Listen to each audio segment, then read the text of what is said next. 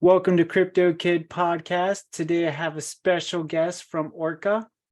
And go ahead, man. Tell us a little bit about yourself and how you got involved with the company. Hey, thanks for having me on. Yeah, my name is Milan and I lead business development for Orca.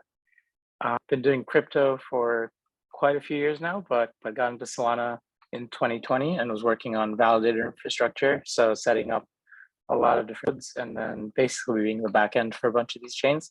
While working there, Solana was one of the more interesting projects I found, and knew Yutaro from when I was getting into crypto early on. And Yutaro is one of the co-founders of Orca. So we were chatting, and yeah, Orca is a great project. So as a personally, I was using it since they launched and thought it was wonderful. So opportunity to join and kind of help build out the ecosystem for and Solana more broadly, thought it would be a good opportunity. And so far, yeah, it's been a lot of fun building in terms of inside of Solana and with all the other folks that are in the ecosystem. That's really interesting because I hear a lot of good things about Solana, the blockchain and everything like that. And I was doing a little bit of research on YouTube, and I'm a little bit confused, and hopefully you can clarify that for me. Now, you guys have like pools and ways to earn money, and then it's also gaming too. So how do you put that together? Yeah, so Orca is part of DeFi, so it's decentralized finance. So it's a protocol built on top of a blockchain, and unlike a centralized exchange, which is pretty much running all the transactions through a server, this is actually running smart contract that runs on top of that blockchain. In this case, it's Solana. So yeah, there's a lot of different things that you can do in DeFi, whether it's for pools or for assets with other DeFi protocols. One aspect of that is for games that want to integrate Web3 and crypto into their game. Yeah, so as an AMM, it allows you to swap any two assets between each other. So one vertical within Orca that can help out is GameFi and basically types of games. So an example of that would be if you ever played Diablo or Age of Empires, even like Settlers of Catan, you might have some wood, some gold, some iron, and a bunch of different assets that you in that game.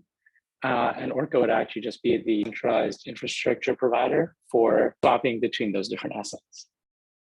Given that we've seen a lot of game developers have interest, especially within the Solana ecosystem, the place that Orca in would basically be allowing to help power the economic engine behind the game so that they can focus on building what they love to build, which is the game itself and not necessarily the DeFi infrastructure. Okay. So how is Orca collaborating to the GameFi environment though? Yeah, so I think earlier this year, familiar with StepN, the game that you would be essentially walking around earning some in-game currency. Orca was providing the pools behind the scenes for that one. So yeah, anyone who wanted to swap between like the currencies that they're earning could use Orca. And very specifically what they used was they basically created a pool on their own. So they create a pool, they have these two assets, and then our SDK supports now these additional pools, and they can integrate into their application, whether it's mobile or desktop. But I think mobile is kind of the more interesting play, I guess, personally. But yeah, so for the application, you would just integrate our SDK, and there's a few simple functions there, like swap asset A for asset B, or add liquidity to this pool. And essentially you can just do that natively in the app then. So that's one example. And there's some other games that are doing, games that are kind of doing similarly for the applications or even the desktop app. All right. So it's not like your own game. You guys are collaborating with other games in the industry. Like maybe like for an example, like Metaverse, like Come to Us, or we'll go one more that's more familiar, like Fortnite, let's say. Yep. Yeah, exactly. So Orca is not a game developer, it's a protocol. And I think our position for games is essentially twofold. One, to provide infrastructure that's really solid. You wanted to use DeFi in your game. So that's the smart contracts that allow you to pools and then use the pools. I think the other angle, which is probably what you see more from us more publicly, is education around like what makes a good pool how do you build liquidity in that pool, and then how do you actually use that? So I think we'll focus more on the education piece, and then working with game studios that actually want to build the game itself. But yeah, Orca has no plans to build kind of its own game. Can you share any games that you're working with? There's one called Yes No that just launched. I haven't tried it, but I do know that they just integrated Orca into their application. I think DeFi Land as well, which is probably more familiar with for people in the Solana ecosystem. So DeFi Land is kind of this gamified farming platform, and they also use kind of swaps behind the scenes for their currencies. There's probably a few more, but they might not be public yet. Okay, all right. Now, are you working with the metaverse and NFTs too? Like, are you applying that to Orca? Yeah, so in Solana, there's a bunch of different types of NFTs. We haven't yet. We launched our own NFT, more of a community NFT called Orcanauts, but that's more to the Orca community and not really tied into a game beyond a couple of cool folks in the community have built out games that you can play with your Orcanaut.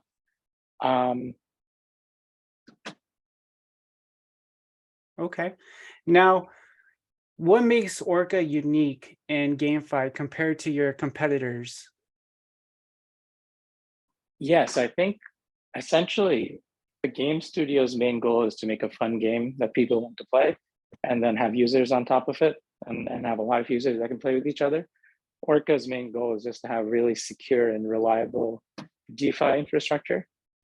So that's pretty much the main thing that we're offering teams, that if you don't want to learn everything about smart contract, build your own decentralized exchange, yeah, essentially you don't want to learn all of that component, which is a big component. Orca kind of takes on the expertise, and we audit our smart contract codes. We have 2 audits from like Neodime and Kudelski. We stay on top of all the different changes at the base layer. So Solana changes with transactions or whatever other smaller optimizations they change, we can basically be the ones that have the expertise to go ahead and implement that. So yeah, I think it's just more security and reliability is always just number one. And then beyond that, we're building out all of this tooling. So our SDK is definitely one big one, which allows you to tap into the pool without actually having to.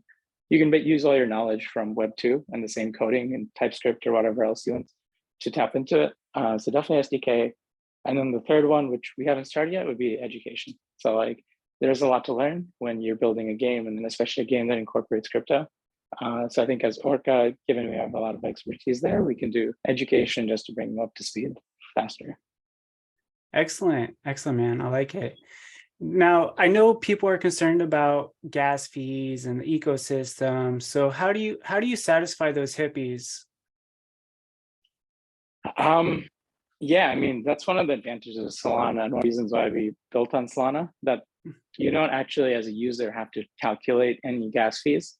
Otherwise, as a heavy Ethereum user before, it was always interesting UX and UI, or pride itself on having like a very friendly user interface and an easy way to interact with the pools. And basically that's like as a user on the UI or even as a developer with the SDK, there's 2 different interfaces.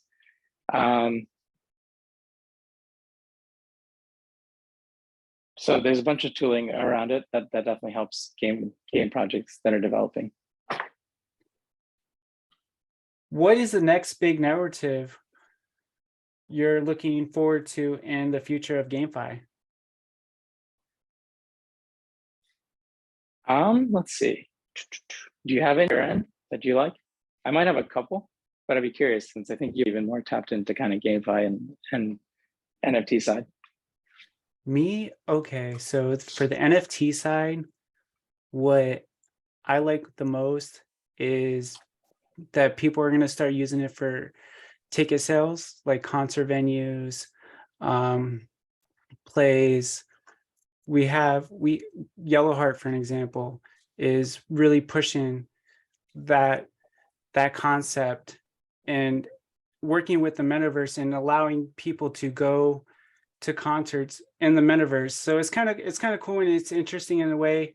And then they just have a bunch of other stuff going on. Right now, they're gonna be going to Miami Decentral here on the 27th through the 28th. So I'm really, and the way I got that ticket was through their app and NFT sales. So I was able to utilize it and be almost the first person to use it compared to others. Whoever has the app can download it. But yeah, that's what I'm most excited about, the NFTs in the metaverse. Awesome. Yeah, I definitely agree with that. Like, I think it would be really cool that if you got a ticket from 10 years ago and just like some player win in the NBA, you always hold on to that ticket. Mm-hmm. You can always refer back to it. I think that's very cool. I think there's a couple other areas in the NFT side which are on the speculation, but basically credentialing. So, for example, you do a podcast, you have a lot of expertise within GameFi and then community building. Like, I imagine that other communities we could have given you a pay that might say that you are an expert, and it's like one credential from one jewel. So you can rebuild your LinkedIn profile using NFTs basically. And it's like the proof that you are an expert on all of these areas. Definitely cool. I think I'm excited. The one that, as a gamer personally, it's more unlocked value that all of these users are putting in. Every game that you've played, whether it's a skin or an item you've gotten from some randomization, there's Mm-hmm. no way to take that value. So I remember as a kid, we would trade on different forums. Like, you would get this item in Diablo, and then you would be trading it on a forum. But there was no trustless way to trade that. It was more, yeah, it was you were actually a trust person to send you that item if you were to give the item. So I think, one, you unlock a lot of value by just giving the users the actual ownership. And then I think that because of that, you can have a lot more activity within the game, especially on the mid side. So like, every game has the gameplay, and then have these several markets around it. And I think in Web 2, very hard to tap into that market and then actually use it. But if you built it around crypto knowledgeably, yeah, you can essentially allow a lot of people to unlock all the game assets that they're really hard over the years to accumulate. Yeah, and they become collectibles too. They absolutely.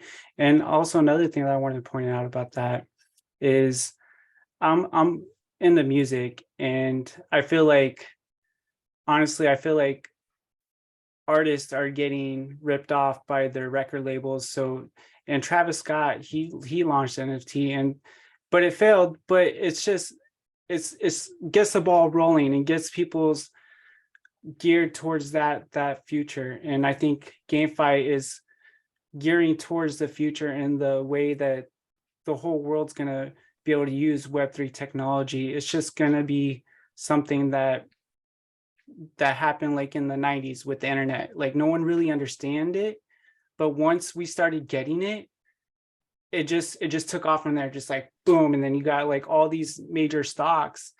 Most of them are technology companies like Microsoft, Apple, some of the big ones, Amazon, Google. So that's all based on the internet. Yep, I 100% agree with what you're saying here, that basically what we've just keep bringing the value back to users and away from centralized institutions. So I think DeFi is one example where it's like a centralized institution was usually capture a lot of stuff in finance. DeFi brings it back to users. I think in music as well. Like, it's better than it was before probably, but because it gives you a lot more discovery around artists. So for example, Spotify, if you're a small artist, maybe you have a better platform to get found than 20 years ago, but still now you have these centralized institutions that don't necessarily take a large cut if you're a YouTube creator or a podcaster, or you make music. And I think just by like, how are you able to do that for finance using smart contracts? You basically just decrease and the trust needed, but a lot of it is cost in terms of maintaining this infrastructure, whereas Spotify would need a really large team to maintain an app like Spotify or even YouTube. So if you can rebuild this and just take out a lot of the underlying costs, you can return a lot of the value back to whoever's creating it or the creators community itself. So yeah, definitely agree with you on that. Spot on. Right. And then basically blockchain was created to give users control instead of having centralized to take over it. So that's really unique about blockchain technology and Solana's case too. And there's going to be plenty of more coming out. And it's just a matter of see who's going to be at the top in the future. My personal opinion, I'm going to go to cryptocurrency. I don't think Bitcoin's going to stay at the top forever, but just too many flaws, But we have Ethereum that are coming up, and then who knows what else will come up. But aside from that, what are the pros and cons of GameFi? Yeah, let's start with the cons. I think the con at a high level, it's like much harder to build, and it's this entire new expertise set that you need in order to incorporate it well. Whether how do you build a game economy before you could change around the rules a lot in terms of this is how often we drop this item. If you thought mistake, you can kind of change it on later. I think that's a bit harder to do in theory and crypto. So yeah, just harder to build. And then there is no roadmap for what works well when you incorporate these markets into your game. So I think like early on in the games, like people probably made a bunch of mistakes in terms of how they design their game economy. And the same thing will probably happen again in crypto and Web3. But then also a few years, people will learn and make them better, and then they'll become the core integral part of GameFi. So I think those are the cons. I think the pros we've kind of chatted about, basically user control. So like who wants to thousands of dollars into a game like Fortnite and buy skins, and then there's really no way to exit any of those skins. Like you always have to hold them on this one account. If you make a new account, you can't transfer it over. If you're a friend and you want to give them a skin, like some games allow it, but some games don't. And same thing with items. So I think it just opens up and these are the things that we do now that we're kind of translating in and think it'll be better and more efficient in this GameFi world. And there's a whole bunch of new things that could come out as well. Yeah, which we probably haven't thought about yet. So one could be like, how do you entangle different items? So I think you've probably seen a bunch of NFT projects that allow you to burn your NFT to get this new design on your NFT. So I think Bored Apes versus the version that they made, or DeGods versus Dead Gods. So there's like a bunch of things that are quite interesting. So you never know. Maybe it's like these 4 different items in a game, you get this super item. But people, I think, will experiment with it, build it out. But yeah, there'll probably be a bunch of things that people make that we have no idea that they can't. That's even possible yet.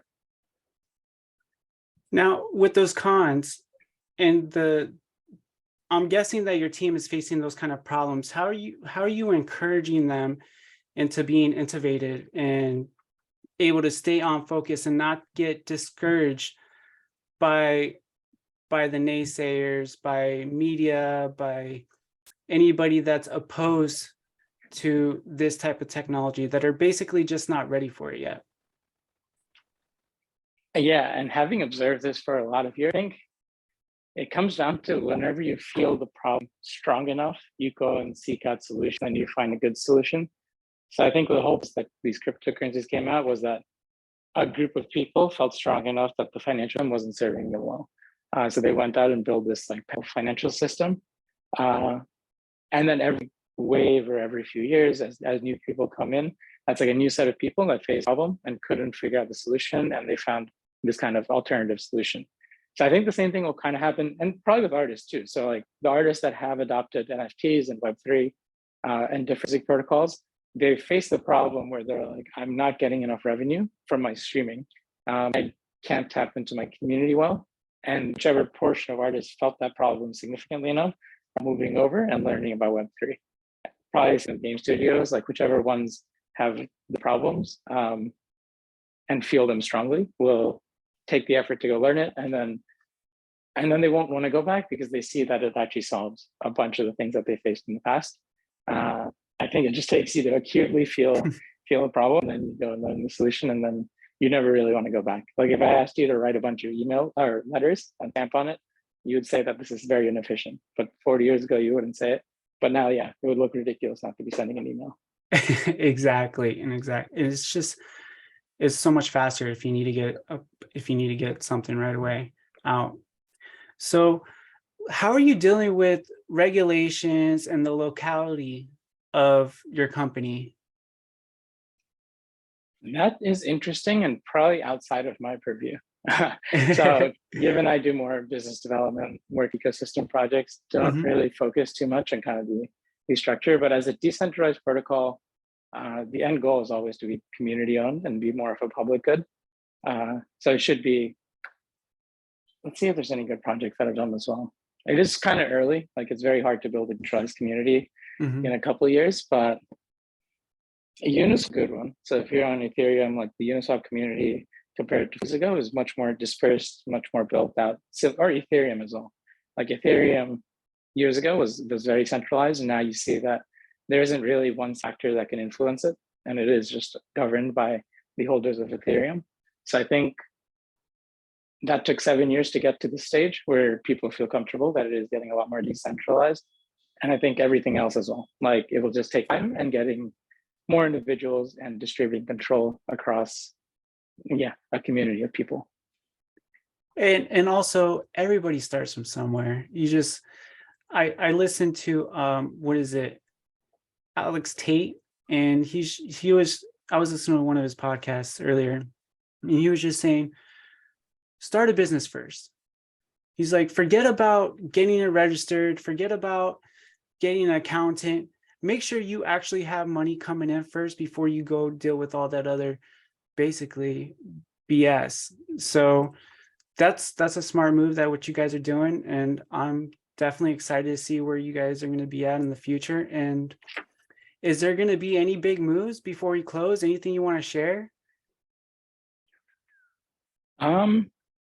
Any community would be really interested in that maybe they haven't heard before, or anything that we didn't cover that might be interesting. Are you asking me? Yeah, I'm asking you. All right, can you repeat the question? I'm sorry, you were kind of breaking up a little bit. Is there anything that we didn't cover, or that you think like would be quite interesting, even outside of Orca or NFTs or GameFi, but within crypto? Yes, actually, yes. I'm glad you asked that question. Thank you. So, what do you think about the market winter, and how everybody's just demonizing cryptocurrencies and just saying, pointing the finger like, you lost all your money, ha ha ha. Like, how do you know, like, how do I say, what can you say to encourage people that are in it right now to stay involved and to look forward towards the future? Yep. First, I guess this week is a particularly interesting one, and it sucks that a lot of people lost their money.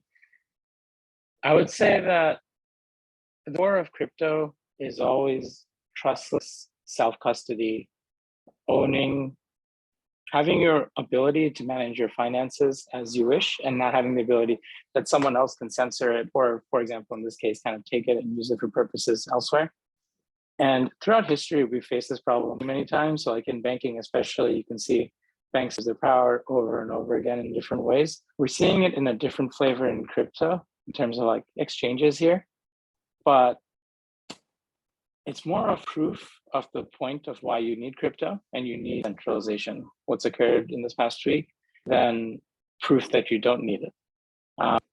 So like you will always, essentially, like purpose why this happened would not be actually possible on Orca or many decentralized protocols, where you are always the of your funds. You can withdraw whenever you want. Everything is transparently laid out on top of a blockchain, and you can see all of that data. So it sucks in the short, but in the long term, I can't really think of much better proof you would need beyond like a 2008 kind of financial system crisis of why you need these kind of decentralized systems. And it will a long time to get trust in that. Meaning, a lot less people trusted Ethereum than they do now, but because it's functioned for that long period of time, you build trust over time, and you know that that protocol is not breaking any rules because it's run based on code, and the code executes as it does. There is no human intervention, and no single party or no like even group of 20 people could come in and try and change that. That's kind of the crux. Like it's always sucks in the middle, but long term, it is proof that decentralized systems will probably keep growing and more people will trust them. And long term, maybe they're the ones that run the majority of kind of markets across the world, or a bunch of other things. Exactly. Just working on building the reputation. Now, Yep. the biggest question I get is how can I support something that's not, or how can I support cryptocurrency that's not backed by anything? Like let me give you an example. I live in Florida. Just went through a couple hurricanes. Power was out for about a week or two. And for those people that didn't have cash on hand, they couldn't even go to the ATM because the power grid was out to get cash. So like everybody was panicking. And luckily I was prepared because I grew up here all my life. I've been through Hurricane Charlie back in 2004. And I just knew what to expect. So just like fill up the gas tank, get plenty of cash, get plenty of water, get plenty of food. But there was people that were not prepared for that. And they're just like, see, if we go to cryptocurrency, it's all electricity. It's all based on the power grid. So we're not going to be able to do anything. And then there would be a real panic if there was like a digital world and finances, if you know what I mean. Yep, I agree. I kind of see what you're saying.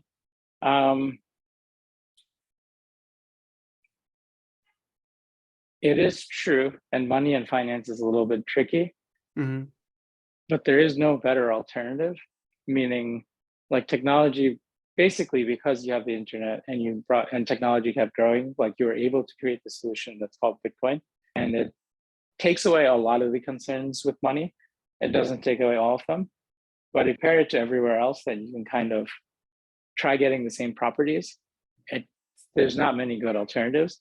So for now, it's the best that there is, and it's a market improvement over what's been done historically.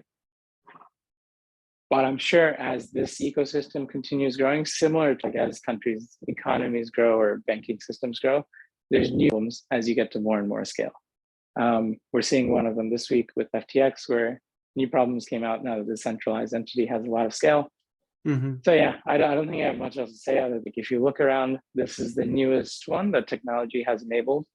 In general, usually technology pushes things in a positive direction, or there are scenarios where it doesn't. But yeah, there's not too many better alternatives in money systems that are better on the properties you would want for money, and or even like anything you want to do in Web3. So Spotify, better than before, pretty big. In the future, you can imagine there will be new problems with like a decentralized Fi, but it will probably solve a bunch of the current big problems. And it will probably for a lot of the users and creators on that platform. I'm glad you shared that. I'm glad you shared that, man. And then I just want to point out too, like the people that had solar power, they were pretty much good. You know, they had their houses That's running, their interesting. Yeah. electricity. So I was like, you see, like you all were talking trash about solar. Now look what happened. You all are suffering, and our neighbors are doing great. So that's That's kind cool. of that's a really good example, because literally what you do when you put solar power on your house is you're exiting decentralized grid for electricity, and you've created your own little decentralized bubble, which is your house has its own self-sufficient power. So here we're talking about like self-sufficient creation of music, ownership of your money, of your value. Yeah, so there are when you put solar on your house, maybe the solar panels break. It's better than the alternative where you just got cut off from their centralized grid. Mm-hmm. And you still have communication with whoever, with people across the country or across the world, and let your family know, let your family members know, let your friends know. Yep. And so this is very exciting times, and we're just in the early days, man. And I think we covered everything. If you have something, please Awesome. let me know. If you want some links for me to put down, I'll be more than happy to do that. No, nothing else to cover. Thank you for the good questions. And yeah, thank you for doing education on crypto. I think there's a lot of misconceptions around it, and it's always good to just keep educating people. More and more people come in, but hopefully the knowledge so that they can protect themselves from all that exists. So yeah, always appreciate people that do education and do it well. So thank you. No problem, dude. No problem. And for those who are trying to learn about cryptocurrency, it's a never-ending process. There's always something coming out like DeFi, GameFi, DAOs, DOAs, fintech, and every time I turn my head around, it's just, there's always something to be learning. But once you go in the rabbit hole, I promise you, you will not regret it, because you'll be the ones teaching others about blockchain technology and cryptocurrency. So, hey man, thanks for coming on the show, and I hope to chat with you soon again in the future. Thank you. Thank you for having me. And likewise. No problem. Bye, everyone. Bye.